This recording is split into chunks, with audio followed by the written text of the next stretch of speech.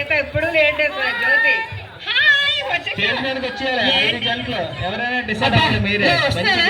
సాలివాహనం picnic అని బయలుదేరారా? ఇలా వస్తుంటే దారిలో సీత మొగుడు గురించి లక్ష్మీ మొగుడు గురించి చాలా గొప్పలు చెప్తారు. ఆ గొప్పలు వినేసరికి ఇంత లేట్ అయింది మరి. అవునే, ఏంటి మీ గొప్పలు, మీ మొగుడు గొప్పలకు అర్థం కాదు? ఆయన ఇలా అడగగానే కాఫీ తెచ్చిచ్చేస్తాడు, ఇలా అడగగానే ఇల్లంతా శుభ్రం చేసేస్తాడు, ఇలా అడగగానే భోజనం తెచ్చి పెట్టేస్తాడు. ఇలా చెప్పగానే ఎంత బాగా ఉంటారో నా మాట.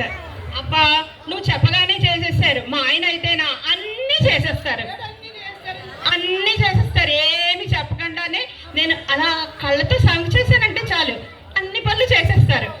ఇలా అంటారు కాఫీ తెచ్చిస్తారు, ఇలా అంటారు భోజనం పెడతారు, అలా అంటారు బయటికి తీసుకెళ్ళిపోతారు. అంతే, ఏమీ చెప్పక్కర్లేదు. అవును, కానీ ఇంతకీ మీ ఆయన గురించి ఏంటి చెప్పవేమే? ఏ మా మొగుడు గురించి చెప్పించుకున్నావు కానీ నీ మొగుడు గురించి చెప్పవా ఏంటి?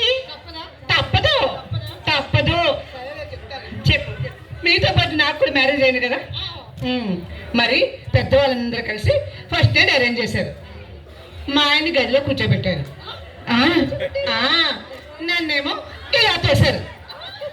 ఏమైతే చెప్తాను, గదిలోకి వెళ్ళానా? నేను ఇలా అడుగు పెట్టుకొని వెళ్ళాను, వయ్యారంగా నడుచుకుంటూ వెళ్ళానా?